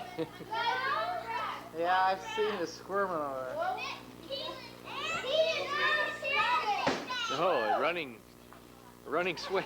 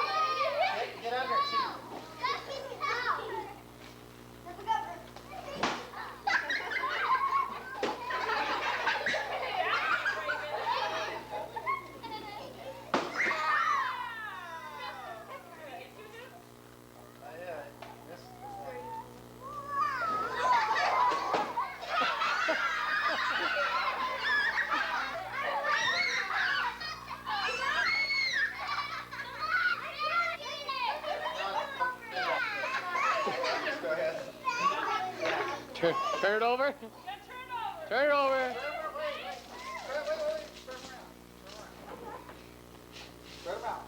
Everybody on the grass. Everyone has to be on the grass.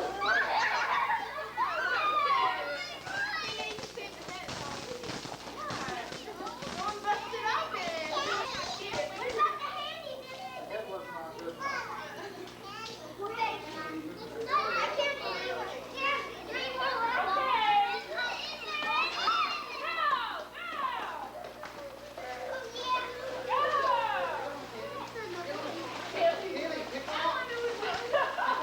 She's too particular. She doesn't find what she wants.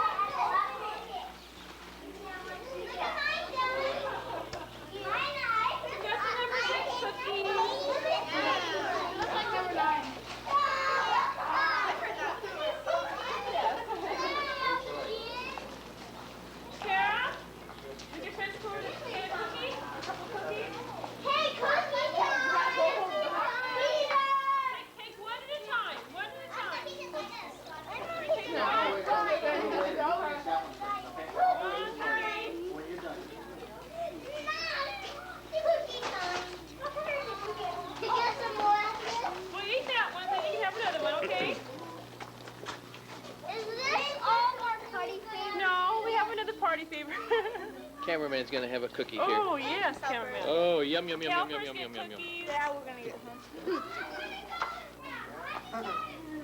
Yeah, get a cookie.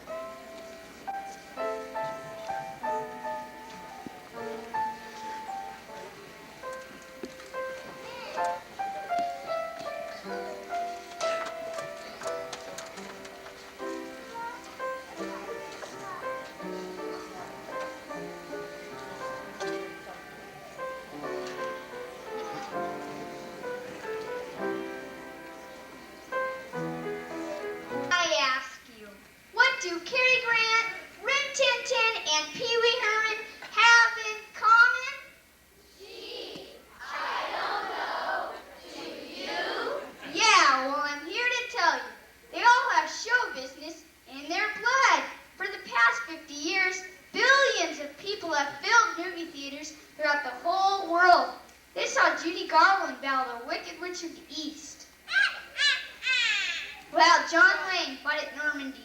Hit the beat, man. McCall fell in love. Play it again, Simon. Rocky took a fall not once but 4 times with more to come. Gable lived through the burnings of Atlanta. Frankly, my dear, I don't give a darn. While Indiana Jones survived the Temple of Doom.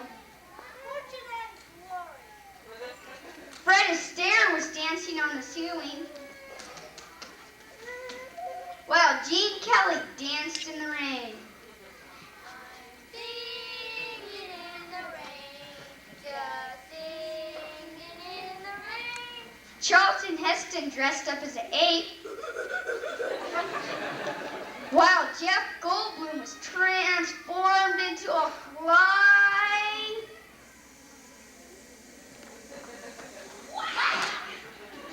Why? Because there's no business like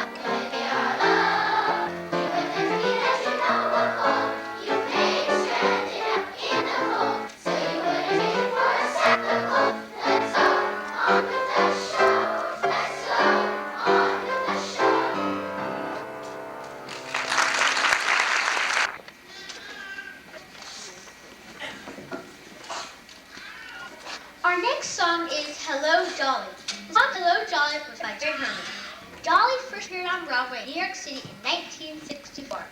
Dolly has looked swell for many years in both the stage play and movie, which have been seen by millions of people throughout the world. Dolly is indeed a special lady, and we know you'll enjoy hearing about her. In fact, as a special treat, tonight McGaw fourth graders are pleased to present our very own Dolly. So, let's all say, hello, Dolly.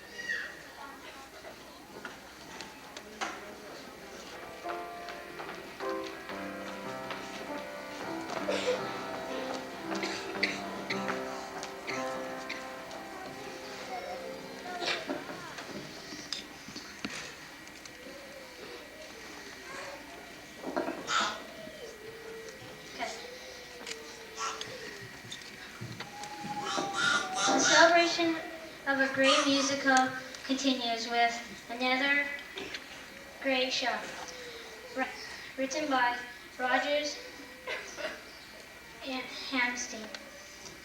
Many of you guys now heard about Bronkoff von Trapp, his 7 children, their teacher Maria.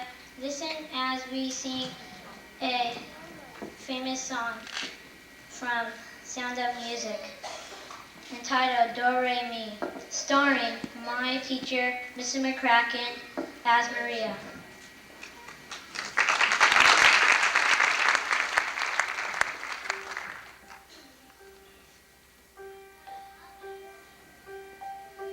Let's start at the very beginning. A very good place to start. When you read, you begin with A, B, C. When you sing, you begin with Do, Re, Mi. Do, Re, Mi. Do, Re, Mi. The first 3 notes just happen to be Do, Re, Mi. Do, re, mi, fa, sol, la, ti. Listen, I'll make it easier. Doe, a deer, a female deer, Ray, a drop of golden sun. Me, a name I call myself, for a long, long way to run. So a needle pulling thread, a note to follow song. Tea, a drink with jam and bread, that'll bring us back to dawn. Oh, a deer, a female deer, Ray, a drop of golden sun. Me, a name I call myself, for a long way to run.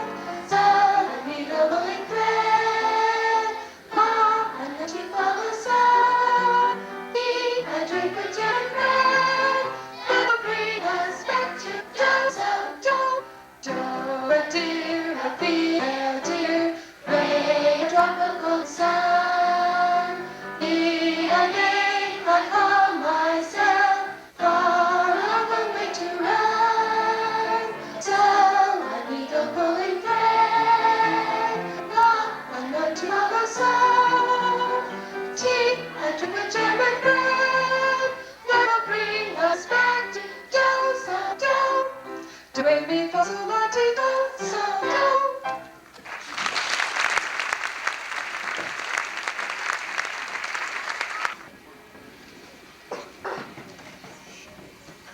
No celebrations of the great musicals of the past 50 years would be complete without a tribute to this next song from an outstanding show written by Richard Rodgers and Oscar Hammerstein.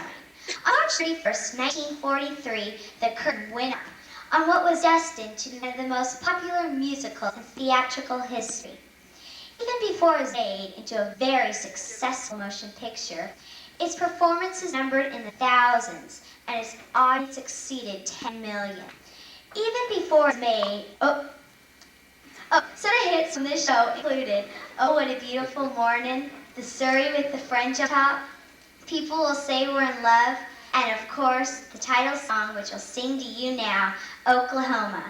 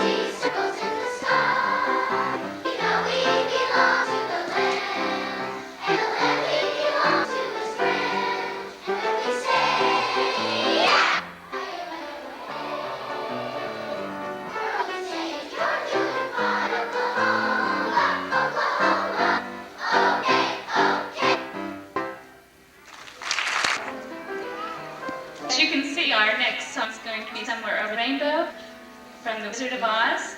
And this is a repeat performance. Last year, our students here at Bach produced a musical called The Wizard of Oz. And this year we invited Dorothy and Toto back so that they could sing once again for us Somewhere Over the Rainbow.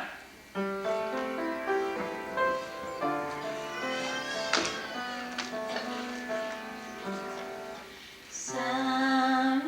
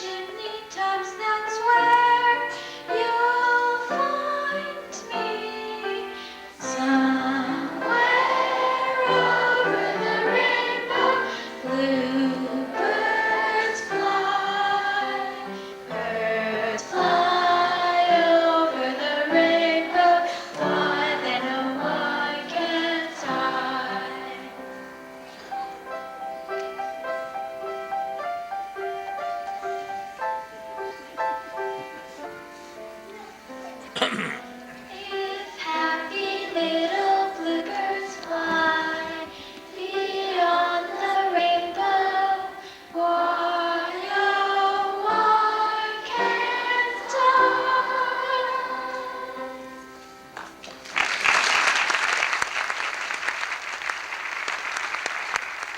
I know everything about is appealing, everything the traffic will allow. When you're stealing at your bow, there's no need for show, need for a smile when they are alone. Even when a turkey that you know will fold, you may be stranded out in the cold. So you want to take the cold. Let's go on with the show. Let's go on with the show.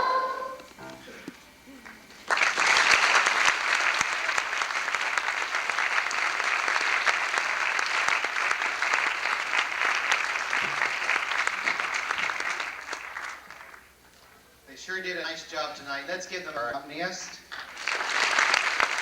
And all the teachers who help behind the scenes and doing all the things that make the program happen.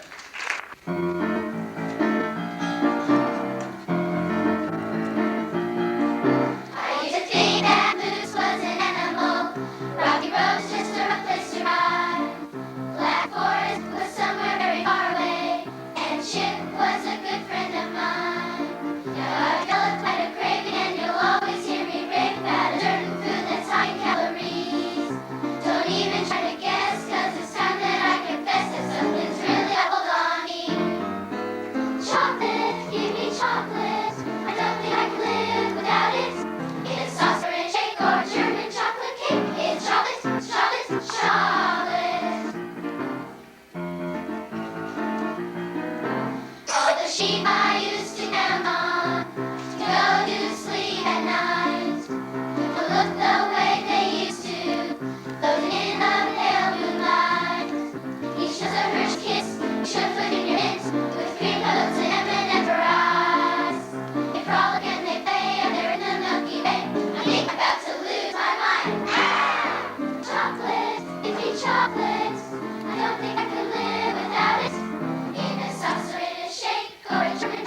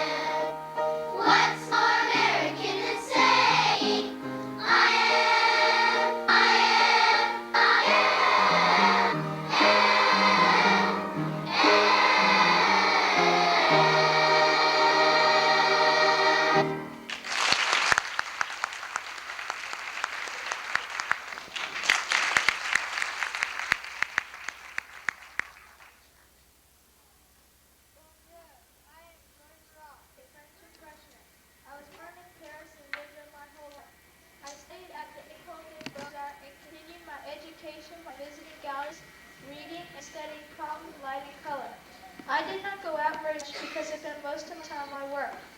I was an impressionist, so my paints did not always look exactly like my subject. I was more concerned with drawing shadows and lights. One of my new methods was a technique I called pointillism. I changed the brush stroke of the impressionist and used small dots of the same size on a white background. Each dot is a darker light shade of one of 6 colors: blue, yellow, green, red, orange, and violet. I plan my paintings with great care. My painting Sunday afternoon on the Grand Jatte was on a huge canvas. You'll see it here right now. Au revoir.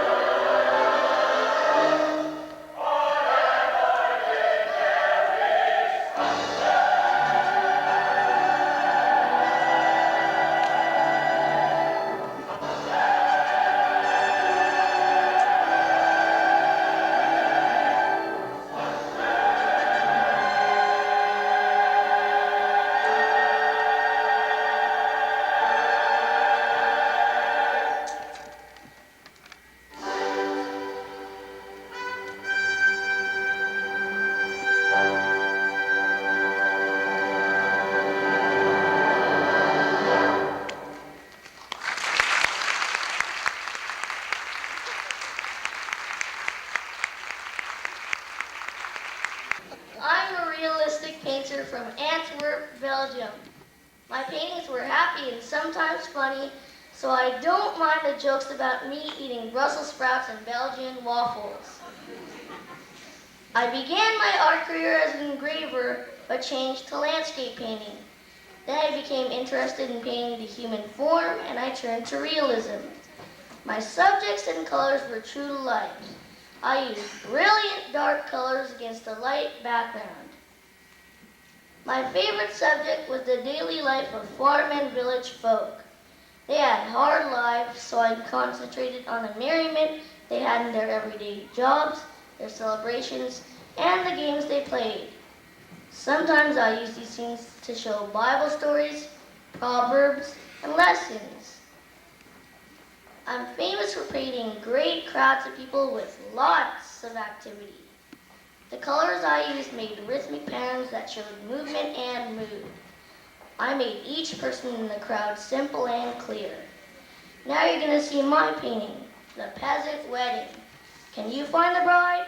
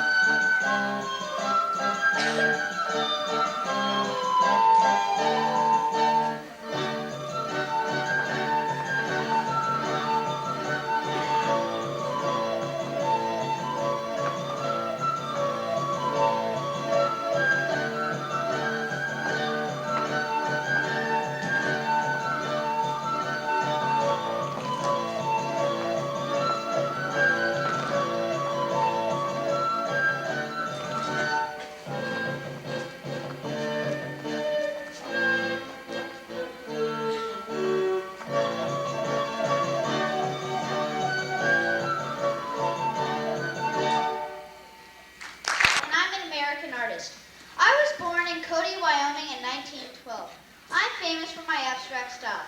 I didn't paint shapes that told a story or even look like the real world.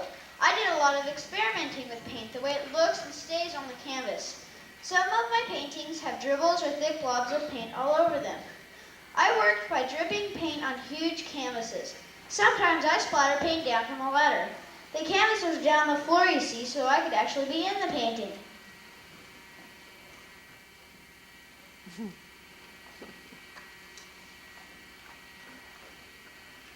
I'd walk around the canvas so I could paint from all four sides. The drippings made great rhythmic pattern of line and color and seemed to weave across the canvas. I see that a painting in my style was created here at Magog. I hope you enjoy it.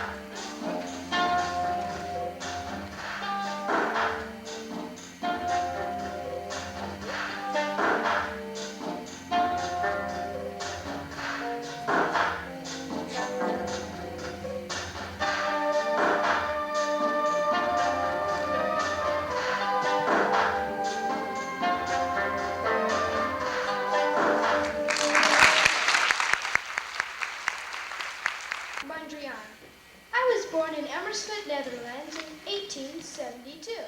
But I didn't live there all my life. I lived in Paris, France for 19 years. And during World War II, I lived in New York City. Most of my early works were realistic landscapes, but in 1909, I started to make paintings of trees that were abstract. You know, we abstract artists do not paint the real shapes of our subjects. We're more interested in forms, colors, emotions, and feelings. I'm known mostly for my geometric style. I created patterns using straight black lines and a white background. I would color in the rectangles with the primary colors red, yellow, and blue. One of my most famous paintings is called the Broadway Boogie Woogie. It was so nice of you to choose it for the show. It will remind me of the time I lived in New York. Goodbye, and enjoy the Broadway Boogie Woogie.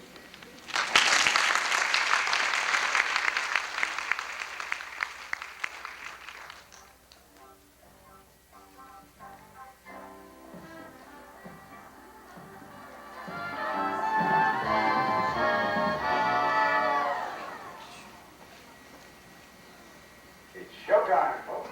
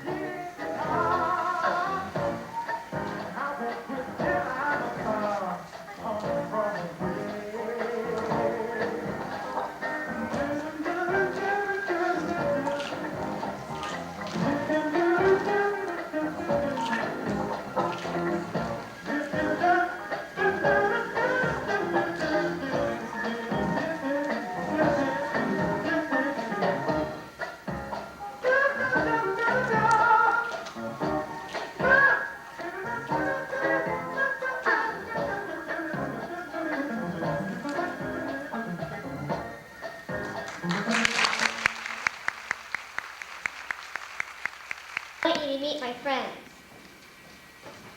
Well, hello, Georgia. You really do have a lot of fans. Yes, thanks to you, many people have seen my work. If you had not shown my work to Alfred Stieglitz, the famous photographer, it may not have been displayed in New York. And of course, I may not have met Alfred, who I eventually married in 1924. He was pleased with your work, and he is proud to display those drawings in the Intimate Gallery and in American Place. I'm proud to have played a part in your career. You are a good friend, too. Our friendship blossomed like the flowers I love to paint. You know, nobody sees a flower. Really, it is so small. We haven't time. And to see takes time like to have a friend takes time. Flowers were a favorite subject of mine, along with animal bones, rocks, animal skulls, and desert landscapes. I began with other subjects, but saw that my works were copies of other art styles. When I was 30, I destroyed all my paintings and developed my own style. I was considered an impressionist abstractionist, and I loved painting to music. I lived in many parts of the United States, but found the New Mexico desert really inspired me. From my window, I could see the earth, pink and yellow cliffs to the north, the pale blue moon about to go down into an early morning lavender sky to the west, pink and purple hills in front, and the scrubby, fine, dull green cedars, and a feeling of much space. It is a very beautiful world. May all my good wishes and affection go with you wherever you may go.